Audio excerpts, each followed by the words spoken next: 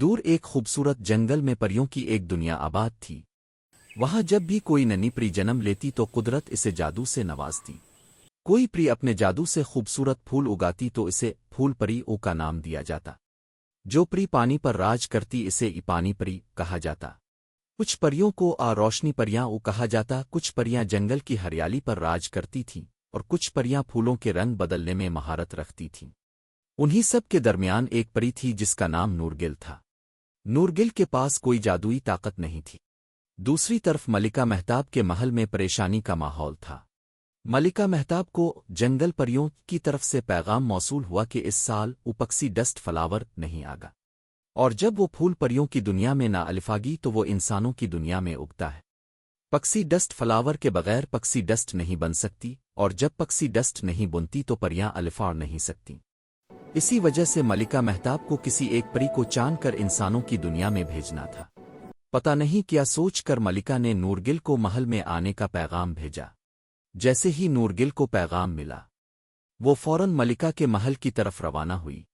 وہاں پہنچ کر ملکہ نے اسے بتایا کہ اس نے ایک خاص مقصد کے لیے اسے چنا ہے اور اسے ساری صورتحال سے آگاہ کیا۔ نورگل حیرت سے پوچھتی ہے، میں وہ پھول کیسے تلاش کروں گی؟ ملکہ مسکرا کر کہتی ہے، تم اسے تلاش نہیں کرو گی، وہ خود تمہیں تلاش کرے گا۔ اگلے ہی دن نورگل انسانوں کی دنیا میں جانے کے لیے روانہ ہو جاتی ہے۔ سورج غروب ہونا شروع ہوتا ہے جب اس کی ملاقات ایک گلہری سے ہوتی ہے جس کا نام چکلی ہوتا ہے۔ چکلی اسے رات گزارنے کے لیے اپنے گھر لے جاتی ہے۔ چکلی کا گھر چھوٹا مگر بہت خوبصورت ہوتا ہے۔ نورگل گہری نیند میں سو رہی ہوتی ہے کہ اچانک اسے خواب میں ایک پری نظر آتی ہے جس کا نام رانی مانور ہوتا ہے۔ وہ کہتی ہے، رحم کا ایک چھوٹا سا بیج پھول اگا سکتا ہے۔ اتنے میں نورگل کی آنکھ کھل جاتی ہے۔ صبح ہونے والی ہوتی ہے۔ کچھ دیر بعد وہ انسانوں کی دنیا میں داخل ہوتی ہے۔ وہ حیران ہوتی ہے اور سمجھ نہیں پاتی کہ کہاں جائے۔ وہ غلطی سے ایک کیفے میں گھس جاتی ہے اور ایک کپ کو دیکھ کر اس میں چھپ جاتی ہے تاکہ انسانوں کو قریب سے دیکھ سکے۔ پھر وہ پورے شہر میں پھول کی تلاش میں نکل پڑتی ہے۔ رات ہو جاتی ہے مگر اسے کچھ نہیں ملتا۔ صبح ہو جاتی ہے پھر بھی کچھ نہیں ملتا۔ وہ تھک جاتی ہے۔ ایک رات وہ یوں ہی گھوم رہی ہوتی ہے کہ ایک گھر کی کھڑکی سے جھانکتی ہے۔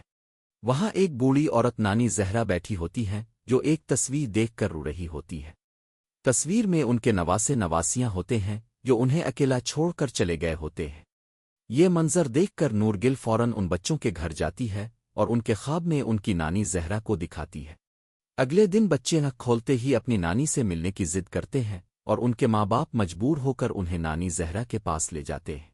یہ دیکھ کر نورگل کے چہرے پر خوشی آ جاتی ہے۔ وہ اب بھی پھول کی تلاش میں ہوتی ہے کہ اچانک اسے کسی سمت کشش محسوس ہوتی ہے۔ وہ اس طرف چل پڑتی ہے اور بالآخر پکسی ڈسٹ فلاور کو پا لیتی ہے۔ وہ بہت خوش ہو جاتی ہے اور فوراً پریوں کی دنیا واپس جاتی ہے۔ جیسے ہی وہ پھول کو پانی میں ڈالتی ہے پکسی ڈسٹ بننا شروع ہو جاتی ہے۔ یوں پریاں پھر سے الفاڑنے لگتی ہے۔ وہ اپنے گاؤں واپس آتی ہے جہاں ملکہ مہتاب سمیت سب اس کا شاندار استقبال کرتے ہیں۔ ملکہ اسے انعام کے طور پر سب سے بہادر اور رحم دل پریوں کا خطاب دیتی ہے۔ نورگل کو انسانوں کی دنیا کا کیفے بہت پسند آتا ہے، اس لیے وہ پریوں کی دنیا میں بھی ایک خوبصورت کیفے بنا لیتی ہے جہاں ساری پریاں آتی ہیں، اور یوں سب خوشی خوشی رہنے لگتے ہیں۔